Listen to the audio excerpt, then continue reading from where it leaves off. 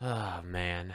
I was pulling up this tier list. It cracks me up. To my core, it's a funny tier list. I know the tier list was good because I saw Logan make a tweet about it, and that's how I know it was good. Because if somebody's laughing at Logan's jokes, this tier list has got to be rough. This is a tier list on Furious blog, which usually posts a lot of the Japanese fighting game stuff. So I started looking. I was like, Akuma, Colleen, Seth, Rashid, Abigail. Now, before I even made it to the end of the first line, I was like, a little weird there's no Urian in there, right? That was my first thought, and I was like, oh, he's down there to A. That's not that weird. And I was like, wow, Abigail's really high. Then I was like, wait, there's no G in S tier? Then I realized, like, looking at this tier list, what the fuck is going on? Like, what the fuck is going on? It's like, it gets weirder as you go down.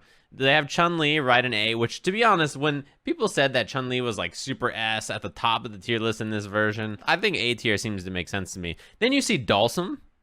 Dhalsim is in A tier before G, before Bison, Nikali, Zeku, Zangief, Karen, Kage. Above all those characters is little old Dhalsim. You know how AB do. You know, he's just better than G, better than Bison. Same tier as Chun and Kami, Guile, Poison, Urian, those characters, right? I was like, okay, that's interesting. Then I looked down at the bottom and I was like, wait a minute. Why the fuck is Ibuki in the bottom 7 characters in the game? She's as weak as Ed, Falk, Alex, Blanca, Ryu, Fang, and Nash. Wow, I'm surprised they have Blanca so low. Anyway, just to get the outrage out of the way, let's start from the top and chat about this list. Obviously, Akuma, Colleen, Seth, and Rashid are very powerful in this version of the game. I just think most people seem to argue that at bare minimum, like Urian and G belong up there. And perhaps Bison and maybe Guile as well. Guile's a really powerful character in this version of the game. It's hard to tell often with a new character if their power is just the character is really strong, but people don't know how to fight it yet, or perhaps like they're difficult. So like conceptually, you could see them in top 5 or whatever. I think Seth has been out long enough that we're like, okay. Seth is very, very good. That's become clear to everybody. Colleen is really good. Maybe I could see the argument that she is an A tier instead of S tier, but she's really powerful, honestly. Like, Abigail being there is so weird. It's funny because I saw people saying, like, Itabashi must be smoking them. There's got to be some Abigail on the loose that's really just beating the hell out of all of them, right? Because it seems, like, bizarre that he's there when, at minimum, all the characters in this tier list, I think, are above him. And I think Guile, Poison, Urian, G, and Bison, like Karen probably, are stronger than him in minimum as well. He's somewhere around there, but I think for sure those characters are all stronger than him. Most people have Urian higher. I think Urian, he should be an S or A, right? Top of A or an S. He's somewhere around here. He's a very powerful character. And I think that Poison is in that contention as well, and Guile as well, too. As you get, like, the rest of this list, Kami and Chun, Nikali, Zeku, Karen, and Kage, I think you can put them in A, and that seems fine. But what's bizarre to me is this Dhalsim placement. I think Dhalsim is a good character in this game, right? But like this good, I don't know. This seems a little high for my liking. Recently, there was like an all Dhalsim tier list or team that like did really well in like some Japanese event. I think that's interesting, and I think the character is good. He has matchups especially that are important, and I think the kinds of characters that just dunked him before are a bit weaker, so that probably helps. It's so weird to look at a Street Fighter tier list and see Dhalsim above G. Like, how in this version of the game is that possible? And the other thing, too, is you guys know, like, historically, Japan has had G kind of low. Like, even last season when people thought he was good. How? How is G... it's just, like, so bizarre. I don't understand why. I just don't get it. I feel like Chun-Li is the reverse character, where always they rated Chun-Li really high on their first tier list because I think they all love Chun. A lot of them play Chun. But, like, G being that low is so bizarre to me. Even if you are fighting G players or whatever, and you don't think he's that strong of a character, like, in terms of maybe somebody who's playing him, you're not impressed with certain things about him, you have to recognize on paper how strong the character is.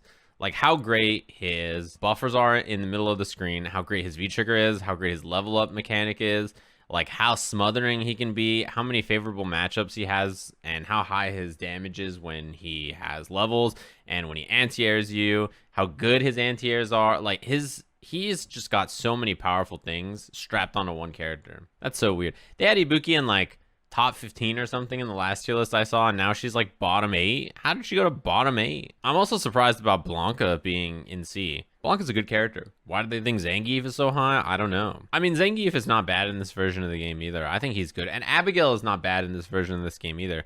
I think they're probably in a similar position, But like that S tier Abigail is bizarre. I guess maybe in the Western world, our tier lists look more similar to each other than the Japanese tier list. That's what makes it interesting. All right, let's look at Brian's. Let's do a comparison, because I'm sure that Brian's tier list by comparison looks much closer to what I expect. So this is the final Brian F tier list. Akuma, Rashid, Urian, G, Ibuki, Chun-Li, Poison. There's already a big difference. Brian F's tier list has bottom 8 Ibuki in S tier. That's a large change. Also has G, Chun-Li, and Poison, these characters, all near the top. The characters from Guile Up, they just make sense. There are arguments about moving them up and down, but they belong in here.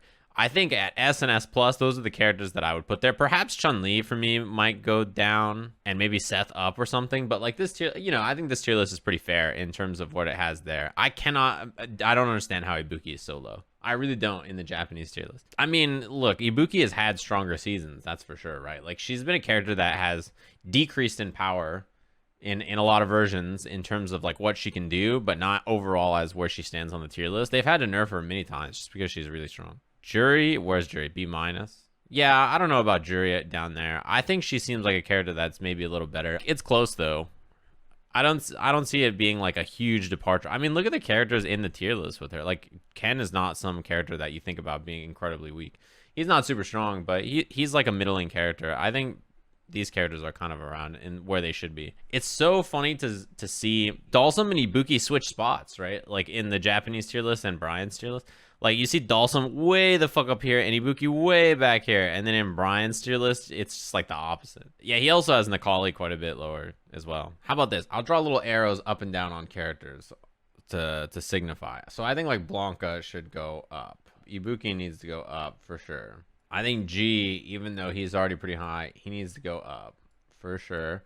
I think Bison probably up. Abigail definitely down. He doesn't need to be as high as he is. Dalsum is weird. I think he should probably be in one of the higher tiers. Maybe he should be in B or the bottom of A. I think he's probably currently too high. He's better than like being clumped into C or B, I think, probably. So if we move down Abigail, right? And the top 5 is Akuma, Colleen, Seth, Rashid, Urian. That doesn't seem that bad to me. That Dalsum spot is so interesting to me. I really do wonder where Dalsum is in this version. Is he that high? I don't know if he's that high. He's probably pretty high though. I'm not sure. Laura's an anomaly, right? I don't think anybody has figured out where Laura belongs. Because here in the US especially, how much of it is Idom and how much of it is Laura is like a mystery to people. Laura is not some incredibly overpowered character or anything. She's better now than she was before. So, like, if you had her at, like, the bottom of B before, you'd have her at the top of B or A now. I think she's probably where she is or slightly higher, like bottom of A. Where did Brian have her, actually? That's a good point. You know, he gets beat up by Idom all the time. Where did he have her? A-.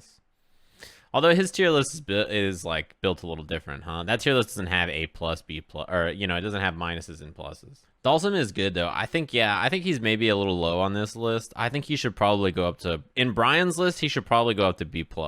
Generally, like, most people who are making these lists are people who played the game a lot, spent a lot of time with it, and think about the game a lot. So it's interesting to discuss it because it helps us place, these characters in like where the relative strength is. You could be the best player in the world and post a tier list and people will shit on you, right? That's just the way it goes. Generally, the way tier lists are supposed to work is you base the characters on their relative strengths based on the matchups, right? So a character that has like the best matchup spread in the game should be the strongest character. So most winning matchups and least losing matchups. Seth is very good. Seth's axe kick is, I think, one of the most degenerate moves in the game for sure. It's incredibly hard to anti-air, and it forces you to look for a specific thing to anti-air it. It's like really hard to stop. Really good offense and plus frames. Strong tick throws. Both V skills, both V triggers, incredibly strong. Heavy kick Tatsu is one of the best specials in the game, I think. Forward medium punch activation, super good. Right into the target combo is really good. It reaches forward. It's got a good range. Great combo utility. Combo utility on a character is extremely important. In the versions of the game where Karen has been one of the best characters, and Akuma is like this too, right? And Rashid.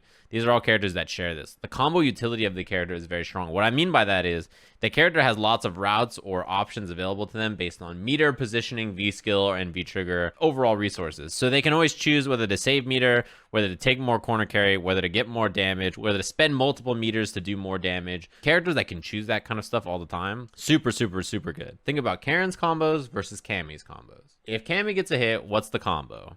Medium, fierce, drill. And you go up for Oki after.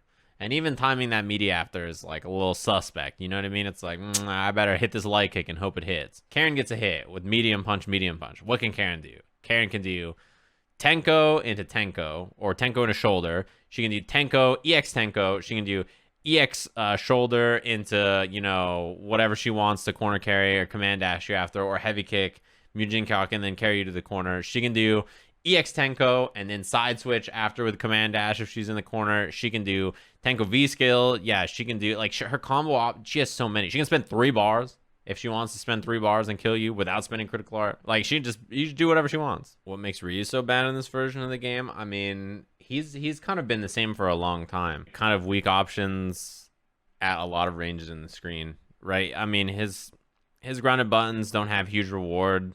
His V-triggers are not fantastic, and neither are his V-skills. Like, his far buttons don't lead to a lot of stuff.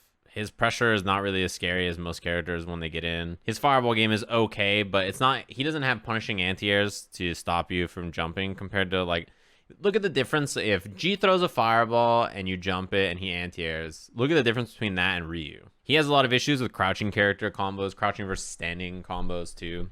Like, he can't... Tatsu doesn't hit crouchers, so, like, that's annoying. He has donkey kick now. Yeah, but even still, he'd rather have Tatsu most times. He's just kind of whatever. Think about Nash as a character, right? What does Nash want to do? Nash wants to play like a zoning game where he can abuse his dashes, anti-air you, throw booms, right? The problem is, think about how he executes his game plan versus Guile. Guile doesn't have to dash or put himself into a bad position to zone you. And he doesn't have to maneuver around the screen constantly to threaten stuff. Guile can throw a boom, and if you jump, he can flash kick. If Nash throws a boom, he has to like try to anti-air crouching medium punch or EX scythe or dash or backdash or give up space. His walk speed is so slow. His buttons are not as good. His booms are not as good. So he can play like a hit and run game, but it's not as powerful as a hit and run game as a character like, yeah, Jury plays a better hit and run game. Maybe Ed even with his forward medium punch, like fake fireball and stuff like that. Rashid kind of, I guess. Gil, sort of. It's very hard for Nash to like approach characters well. Like he has dash and that's kind of it. Who made this tier list? Is this what the Japanese collectively agreed on? I think it's like a Tokido list with Fudo and Moke there as well for insight or something. I'm not sure. It's just very different than what most US tier lists look like. You know, it's just, it creates interesting discussion. Listen, I'm shocked. The amount of people who have been like, is Nash bad? When did Nash get so bad? Did you guys stop watching Street Fighter V in season 1? You guys have been frozen in a block of ice. You went to deliver a pizza. Your hair's longer now? Why is it longer? Shouldn't it be shorter? Nash is bad? There's a pandemic? What?